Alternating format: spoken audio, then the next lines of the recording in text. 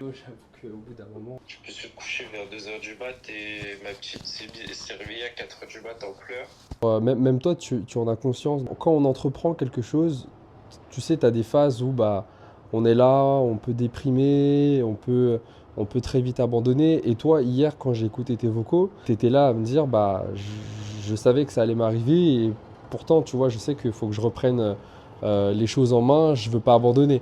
Qui s'intéresse à tes produits, il suffit juste que tu crées ça sous forme d'abonnement. Encore une fois, l'abonnement, c'est la meilleure des choses. Et à partir de là, franchement, ouais, tu trouves 10 clients. Si tu arrives à les garder, tu as 10 clients le mois prochain, tu n'es pas obligé de charbonner à nouveau pour retrouver d'autres clients. Tu vises les MAM, mais les écoles maternelles aussi. Les écoles maternelles, les crèches. Parce que faut réfléchir à une chose.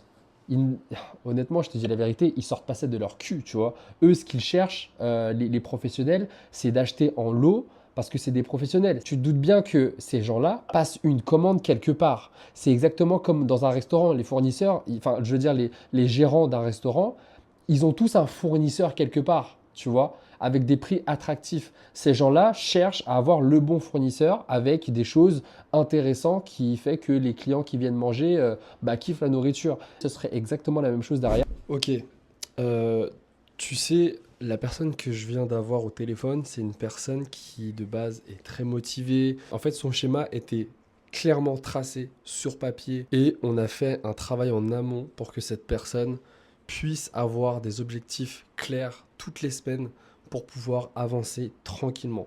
On a pu trouver une solution, mais tu vois, c'est typiquement le genre de personne qui pourrait fermer une entreprise au bout d'un certain temps parce qu'elle n'a pas obtenu des résultats ou alors parce qu'elle pense ne pas pouvoir obtenir de résultats.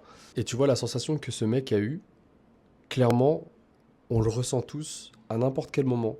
Même si on connaît ses objectifs, même si on a ses raisons, son pourquoi, au bout d'un moment, c'est sûr que tu vas tomber très très bas. Et après, tu auras donc deux options. Est-ce que tu veux tout simplement tout arrêter parce que pour toi, c'est juste impossible mentalement et tu te dis, vas-y, j'ai la flemme de tomber à chaque fois et me demander si est-ce que c'est fait pour moi, est-ce que je peux continuer ou tout simplement te relever, trouver d'autres solutions, essayer de comprendre pourquoi tu es tombé. Parce qu'en vrai, la motivation, on peut la trouver n'importe où. Tu vois, aujourd'hui, voilà, tu as juste allumé YouTube, tu vois plein de gars aujourd'hui qui font des vidéos sur le mindset, le développement personnel. Et en plus de ça, bah, clairement, tu as tous les sujets. Clairement, tu ne manques pas de motivation. Tu as juste allumé YouTube, voilà, ça te motive automatiquement. Après, voilà, tout dépend du contenu que tu consommes. Mais encore une fois, aujourd'hui, tu vois, si tu ne traînes pas avec des personnes qui sont dans l'entrepreneuriat, tu vois, la phrase tu es la somme des 5 personnes qui t'entourent, et bien clairement, c'est exactement la même chose avec YouTube. Tu es la somme des 5 créateurs que tu consommes. Ok. Et pour moi, aujourd'hui, si tu allumes YouTube et que tu t'as que du Squeezie, Inoxtag, enfin tous les gens là qui sont là pour le divertissement, déjà ça commence mal. Il faut comprendre pourquoi tu te démotives alors que tu es censé savoir pourquoi tu fais tout ça. Il faut essayer de décortiquer ça. Et tu vois, durant cet appel, j'ai compris un truc sur ce mec, c'est que, tu vois, il a travaillé un peu trop le lundi, et comme le mardi, il a fait moins d'efforts visuellement parlant, et ben il s'est dit, ok, bah j'ai l'impression que je suis démotivé, que finalement je peux pas me donner à fond tous les jours, donc il faudrait peut-être que j'arrête ce projet.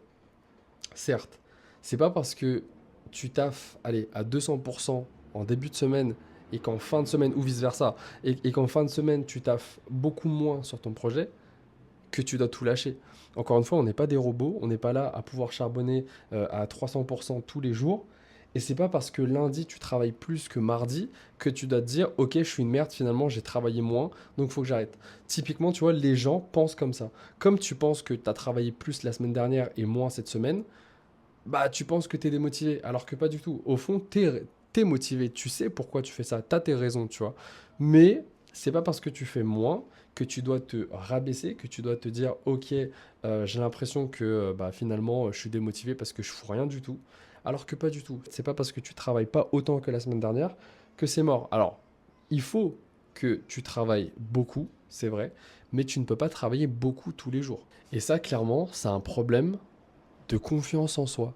Le fait de se dire que, ok, je pense ne pas être capable de parce que j'ai fait plus la semaine dernière, clairement, c'est un manque de confiance en soi.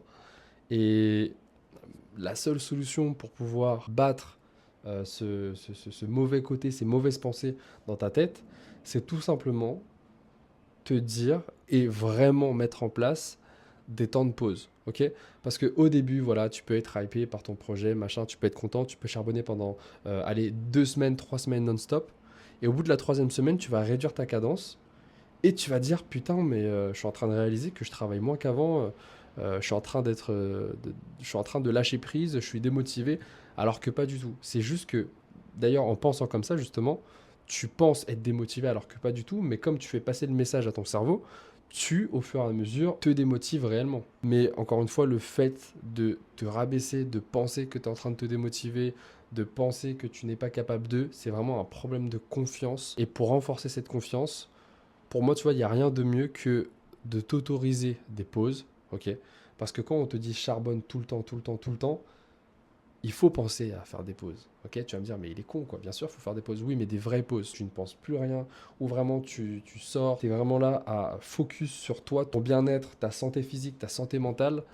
Et ça, c'est un gros travail à faire. Donc, c'est pas parce que tu travailles moins que tu es démotivé. C'est pas parce que tu en as fait plus la semaine dernière que tu dois absolument abandonner ton projet. Essaye de te mettre ça en tête. Essaye de niquer les pensées négatives avec tes pensées positives. N'oublie jamais pourquoi tu as lancé ce projet. N'oublie jamais tes raisons. Et ne lâche pas pour ton futur toi. Sur ce, on se dit peace.